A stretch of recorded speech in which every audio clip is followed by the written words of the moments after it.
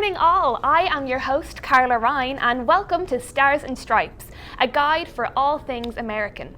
Now the US is a special place, so special that in fact there are things done here that are so uniquely American the rest of the world doesn't even do them. For example, the metric system.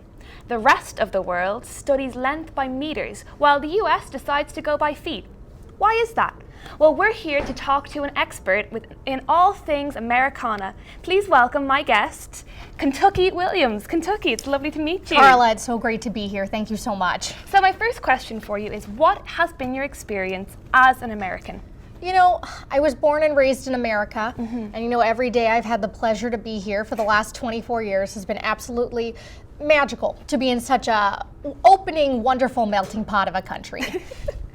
So, another question for you. Now, obviously, as you've guessed, I'm not from here. I am Irish. Oh, I've noticed. And of course, there is the old stereotype, the Irish drink a lot.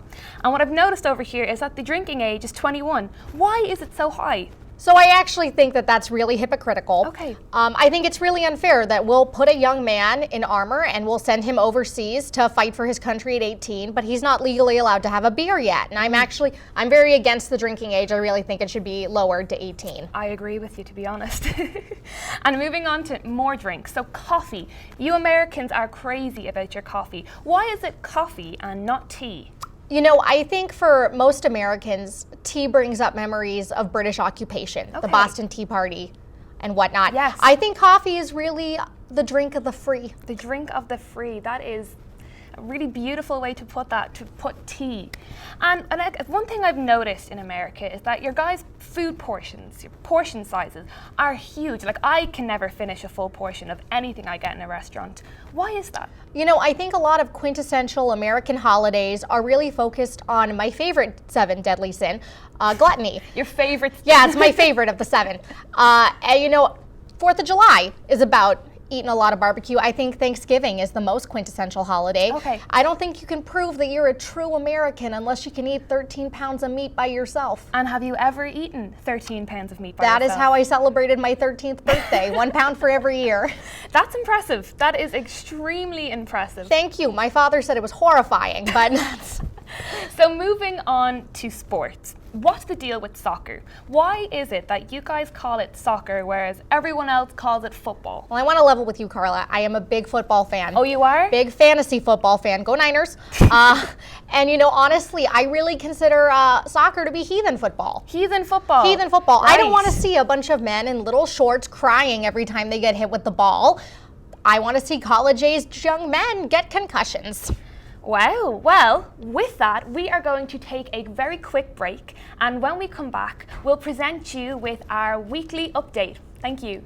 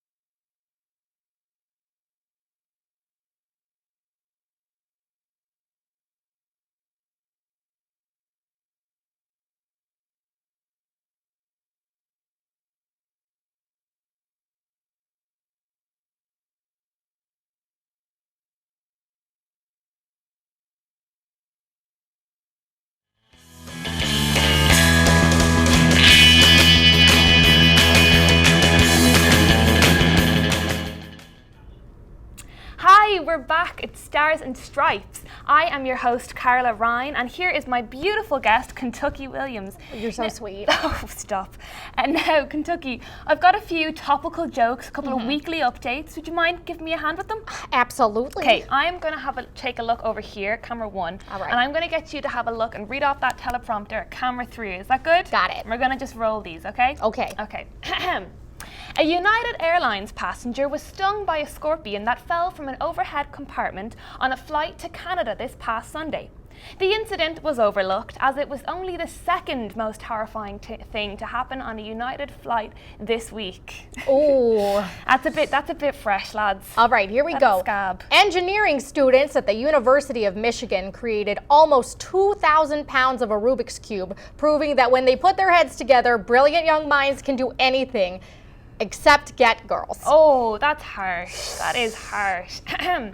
Talk about a rough day. On Wednesday, a woman in Michigan brought her dog to a furry convention, mistaking it as an event for pets. It worked out fine as wieners were actually allowed. Oh, that's terrible. Yeah. Oh my God. All right, the new International Church of Cannabis is set to open on April 20th, which is dope. Oh. We all have very high expectations for it. They're sure to cush the religious competition. Ooh. A graveyard in Slovenia started making and implementing the world's first ever digital tombstones that will play photos, videos, and text that visitors can add to. So that nude you sent to that guy 3 years ago will actually never disappear. Oh God. This past weekend, a woman born without arms set the world record for lighting candles with her feet. What have you done with your life lately? Oh God. That's a nice one. A woman was stopped by police in Australia yesterday for appearing suspicious. When asked if she had anything to declare, she presented the police with a live koala bear out of her backpack. She was immediately arrested for not having the proper qualifications to own the protected animal. Oh my. That's a cheap laugh. Apple recently announced that it will be stepping into the creation of products in the automobile industry. Get ready for an iCarly reboot with a completely different meaning. An Australian man turned a jellyfish. Oh my goodness. I don't think he turned into a jellyfish. No, I don't think that would be a very different show. That would be a very different show. An Australian man turned in a jellyfish to the police a few weeks ago under suspicion that it was a breast implant and evidence of a female homicide. Once the police determined the evidence was in fact a jellyfish, the man was immediately urinated on for his own safety. Nice. Oh my. A version of Super Mario was recently launched for iPhone and Android phones. The app game is completely similar to Temple Run, except it costs $8. A San Antonio pet tortoise started a house fire this morning, spreading to 2 homes after knocking over a heat lamp. The neighbouring houses really raised shell about it with the town's local government.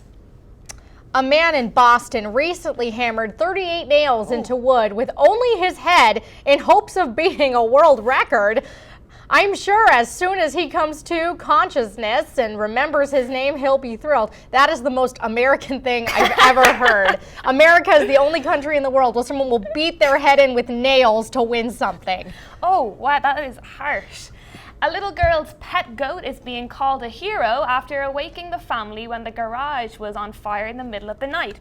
Ain't nobody goat time for that. I'm sorry, that's actually the most American thing I've ever heard.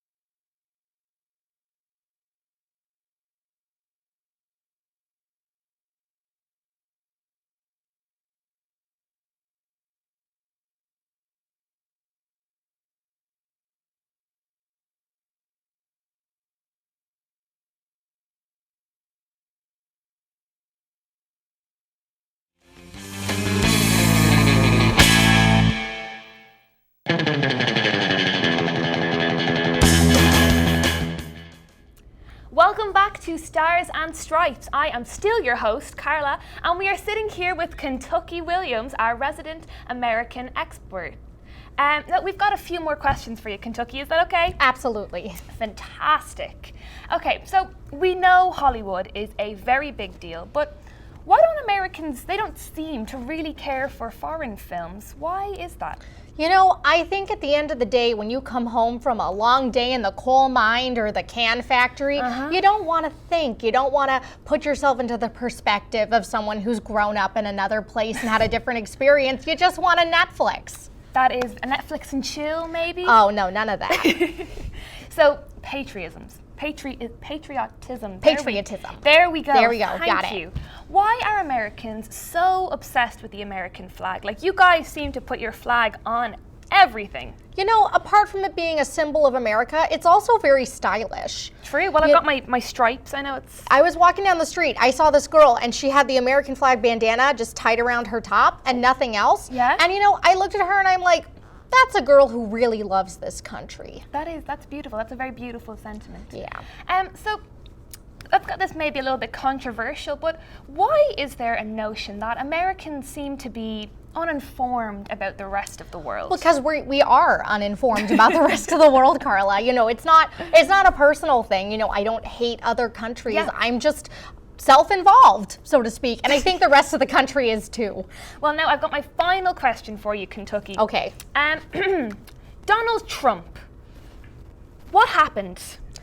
Oh God, what did happen? You know, I have some strong feelings about Donald Trump and the whole election in general. And here's what I feel. I don't feel like Trump is the biggest problem. I feel like it's the people who elected him. Because even if they don't agree with everything he said, they went in that voting booth and they decided that other people's problems weren't as important as their own. They said, you know, you might be persecuted under this administration. You might be, you know, forced out of this country. You might lose your home. And they decided that other people's suffering wasn't important to them. And I really think that's unforgivable. And I think the next 4 years, though, however, there's a lot of hope for me. Okay. You know, I really think that the best times in this country, the most political activism has taken place after a huge mistake like this. Like, look what happened after Nixon. And I think we're looking at that same kind of revolution right now. Yeah, no, you are not wrong. Well, on that heavy note, Kentucky, thank you so much. That is all we have time for today, folks. I want to say again a massive thank you to our special guest, Kentucky Williams. Thank you so much for joining us. And tune in next week when we finally figure out what's the deal with NASCAR. This is Stars and Stripes, over and out.